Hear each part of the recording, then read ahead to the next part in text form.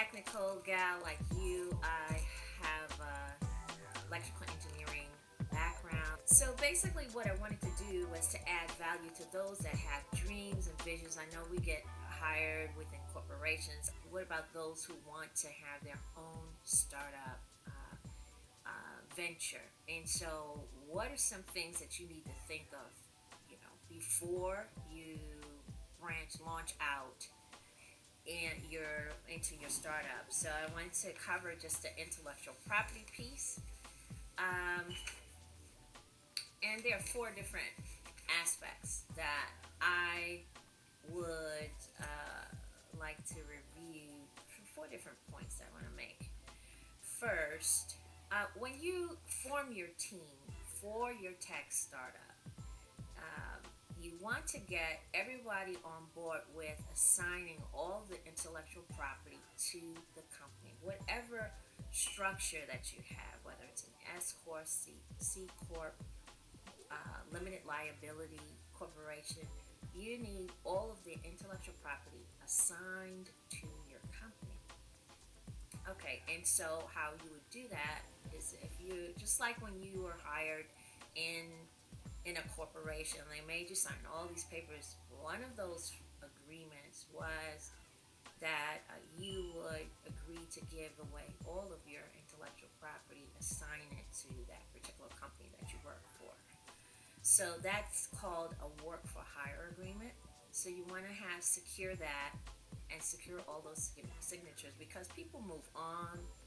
People might change their mind about the IP. They might become your competitor, steal the IP. So you want to make sure that everything stays within the company. And so that's point one.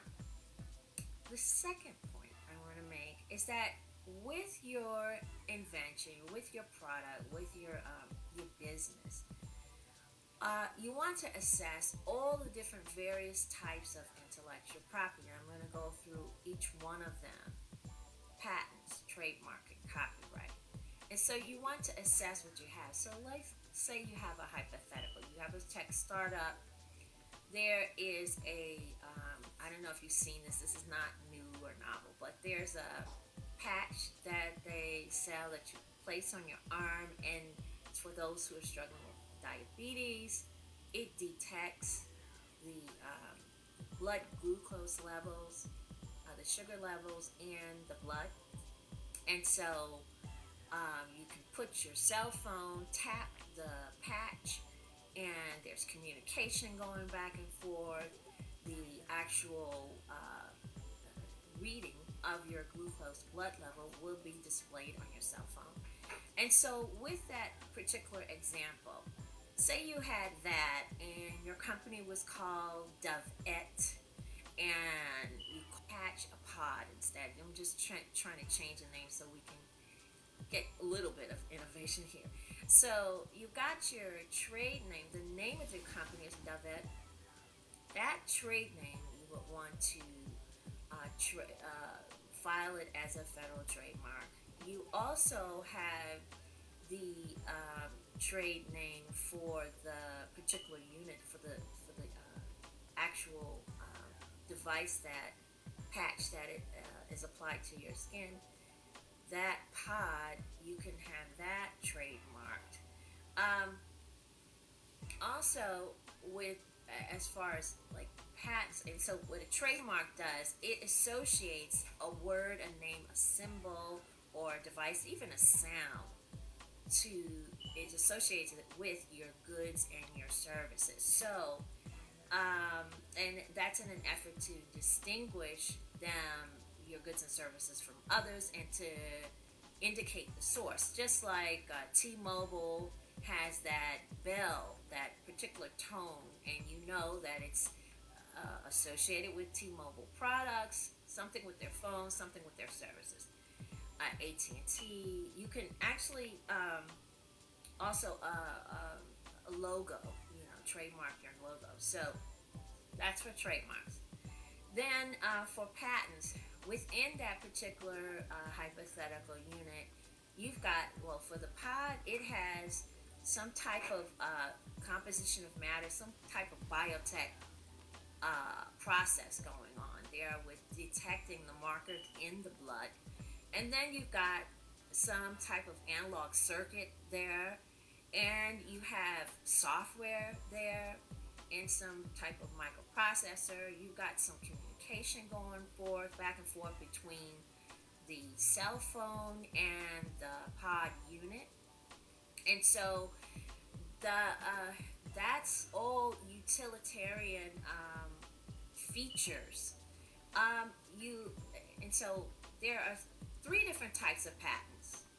There's a plant patent, which we're really not going to cover. That's for like if you develop or discover a hybrid rose bush, or you know some kind of different way of genetically modifying food. That's a plant patent. Okay. Then you have the utility patent. That will protect the functionality. So the functionality of the device, you've got that software in there. That would be protected by a utility patent. You've got the analog circuit design. That's protected by the utility patent. You've got the biotech. That's protected by a utility patent. And so the code in the app that goes into the cell phone, when you just tap the pod, and then there's communication back and forth.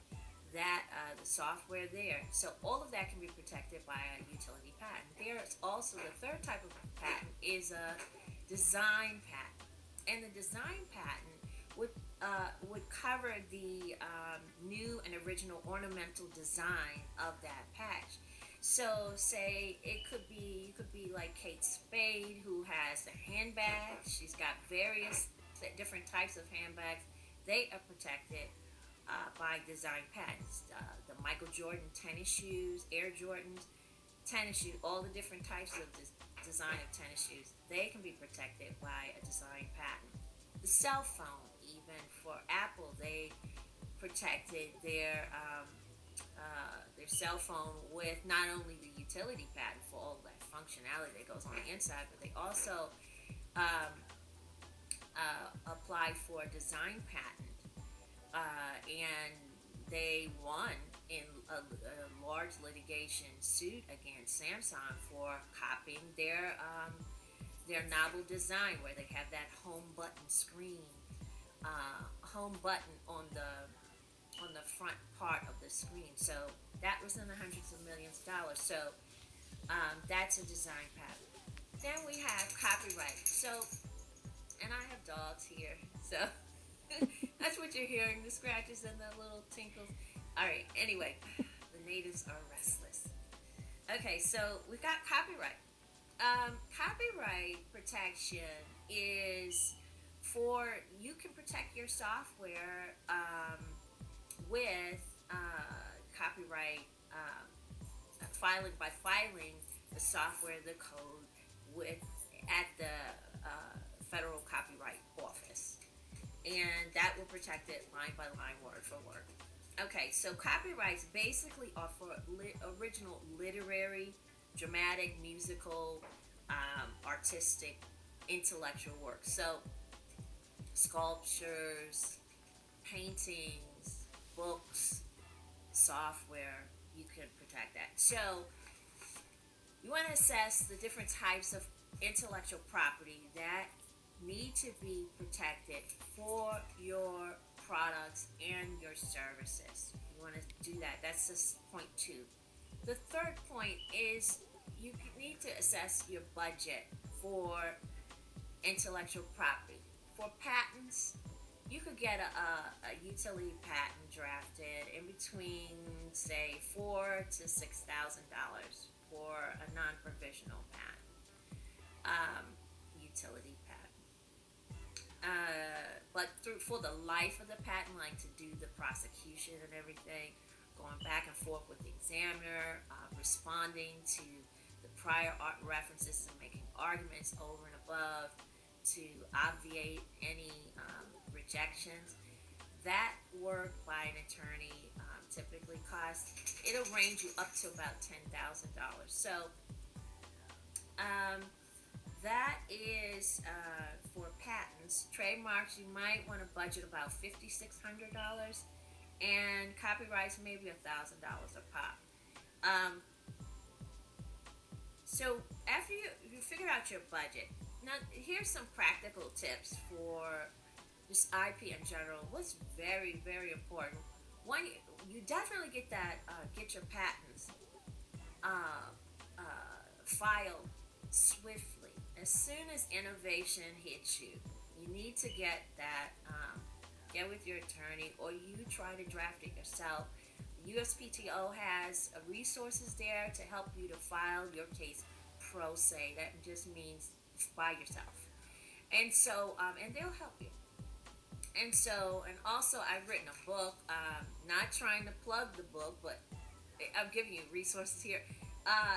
Secrets of a Patent Attorney. That book, I help you to draft the patent from start to finish, in a a lot more artsy kind of simplistic way. It's not boring. Um, but anyway, you can.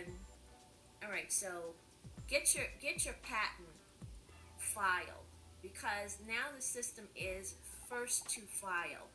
It's not first to invent. So whereas before you could invent it and kind of document it in your journal and put your date there and say I was first the one who came up with this, and you can prove it. But now you got to file it right away.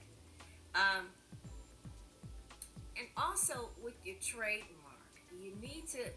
A lot of things stem from the name of the business or the name of your products, your marketing materials, your business cards, your website, your social media handles. So you really need to get that squared away. You need to know whether the mark is available. And so what I would recommend doing is just filing, trying to get with an attorney and just file that name and see if the examining attorney at the Patent Trademark Office comes up back with something. And if there are a number of reasons to reject, then you have to really think over again. But that way you're not trying to redo like all of your branding, all of your websites, all of your business cards, all of everything, all of your marketing material. It's just best to get all of your IP done up front. Okay, and so that's the added value that I wanted to give to the group. If you have any questions, feel free to reach out to me. You can DM me. I have my own firm, Monarch Intellectual Property Group. And that is all. Until next time. All right. I hope this has helped you. All right. Bye.